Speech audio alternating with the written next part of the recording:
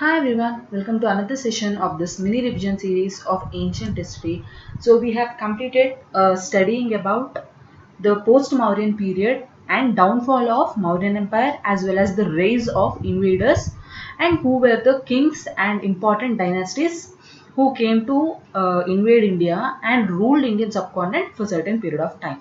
So it is also important for us to know the economy of that time in post-Mauryan period when the invaders were ruling India, and also in this class we will be studying about the introduction to Gupta's period, which is nothing but a period after post-Mauryan period. So let's complete post-Mauryan period first. So the economy of post-Mauryan period. So the features of economy of post-Mauryan period are like this. The flourishing external trade was prevailed. There was flourishing internal trade also. So that means external and internal trade were at its peaks.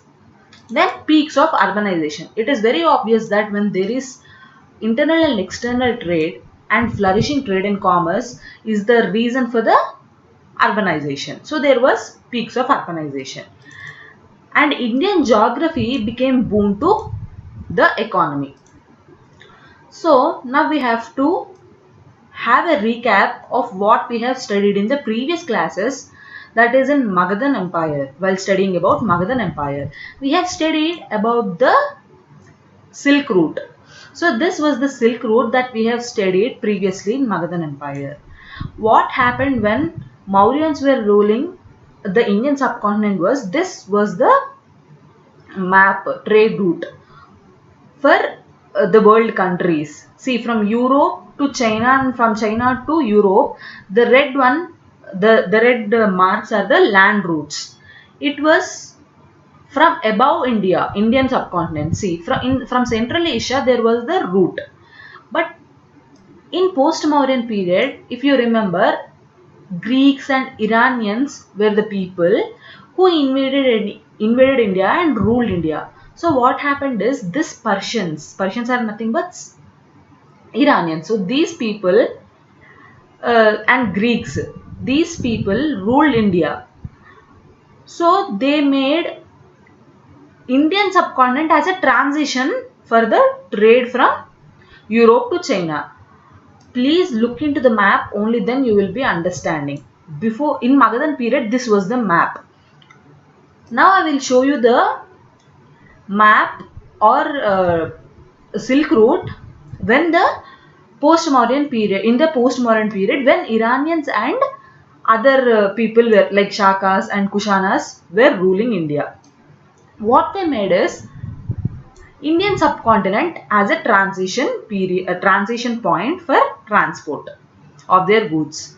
So here the important points to remember are the ports. Ports were the most important transition routes, and these become the important prelims facts that you have to remember. So Broch and Sopara ports. So please remember these two ports name. Broch and Sopara in the west, Tamarlapeti port in the east, then Arikamedu port in the south. Please try to memorize these three ports. Broch and Sopara ports in the west, Tamarlapeti port in the east, Arikamedu in the south. Just stop the video and look at the routes marked here in the Indian subcontinent, because it becomes important for you to understand why Indian subcontinent has become such an important transition route, especially in post-Mauryan period. This had become because of the Iranian invasions. This is the point and this is the logic that you have to understand to know the economic conditions of this period. See, the older China trade route with Rome is like this: China, North Afghanistan, Iran and Rome. China trade route via India after Iranian Empire formation. This is a very important point, as I have said you before. This changed the total gameplay of the economy of not only Indian subcontinent but also China, as well as trade between China and Europe. So after Iranian Empire formation in Indian subcontinent, this was the Silk Route: China, Northwest India and West Coast. Through the West Coast. West Coast means from here, like from West Coast means here is China, and China used to transit the goods from West Coast like this, from Tamarlapatti to south to Arikamedu port, and again there used to be some land routes from here to here, that is Broach and Sopara ports, and from here there used to be sea routes like this, as you are seeing here. So this was happening in Iranian Empire. Iranian invaded Indian subcontinent, we can say. Then the other route is China, East Coast and West Coast. So like this, from East to West also there was trade happening. So this was the map, and the ports you have to remember. These ports are very important. I am stressing because I think we got a question regarding this in previous year question papers. So all these sessions and series will be totally in line with previous year questions and Vysh test series questions only. We are telling you the content which is only very important. So please take it seriously. Then we are moving to introduction to Gupta's period. See, in what happened in Gupta's period was, there was setback to Indian foreign trade. The reason for this setback is Romans learnt art of making silk. Then there was a ban of Indian steel and pepper in Roman. These were the two reasons for the Indian foreign trade. Next, this gave result to, this led to the setback to inflow of gold and silver. We used to get gold and silver in return to the goods, that is mainly silk and steel and pepper, that we are sending from Indian subcontinent to Roman Empire. So there was no gold and silver inflow. Obviously there was a deficit of gold and silver in the empire. Next, the outcome of this is difficulty in maintaining vast Indian administration and salaries also. The salaries were paid through gold and silver coins. Now there were no gold and silver coins, so it became difficult for people, I mean like administrators, to give salaries to the, for the umpires to give salaries to the administrators. So it became a big problem. Salary system was replaced by land grants. Emergence of feudalism. This is a big change in the Indian subcontinent, we can say, because feudalism means granting lands instead of giving money. If an administrator has to be given some amount as a salary by the king has deficit of money, which is gold and silver at that time. So he has no gold and silver. What he did was, the kings gave lands, some lands as a district, or we can say a certain piece of land as a grant. It was totally given for him.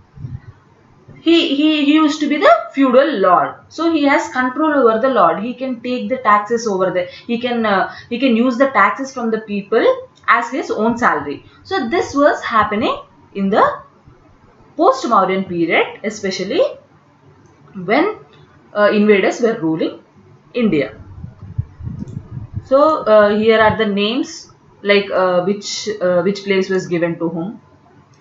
All these are Ravi Shankar, Sadhguru and Dayananda. These were the people who were the landlords of the places. These are just an evidences to show you how the feudalism prevailed over the time. Then, impact of feudal lords, authority over administration. This will be there, however. feudal lords are the authority of the administration of the given land which is given to them. They extracted large number of agri produce from the farmers as tax. This is the negative impact of the feudalism. So it became feudal lords' wish to collect the taxes and use for their own purposes. So this was a very negative impact. Then this gave rise to decline the purchase power of the farmers. Most of the population were the farmers, and this was a very bad impact on farmers. This led to setback of internal trade also. Totally the economy was under pressure. There was setback to foreign trade and also internal trade and commerce. In this time, Gupta period was emerging. So we can say Gupta period is a transition period from money economy to feudalism. So there was a decreasing trend in internal and external trade and commerce, then emergence of feudalism. In these two circumstances, major transformation in polity, society and religion will happen, because for the changing societal conditions and standards, there will be also change in polity, society and religion, because it is a very common thing we can say. If there is any change in economy, it will definitely affect the polity and social conditions also. In this time, Gupta period was emerged. So this is the introduction to Gupta period.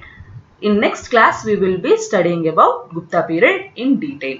So thanks for watching till now. Please do subscribe Vysh IAS and please do comment below the videos that are being published here. And also, if you want to join the Vysh test series, please message to this WhatsApp number 7200681675. You will be given the introductory classes as well as sample test series for your convenience. Only by checking and doing research you can get the Vysh test series. Thank you for listening till now. Thank you so much.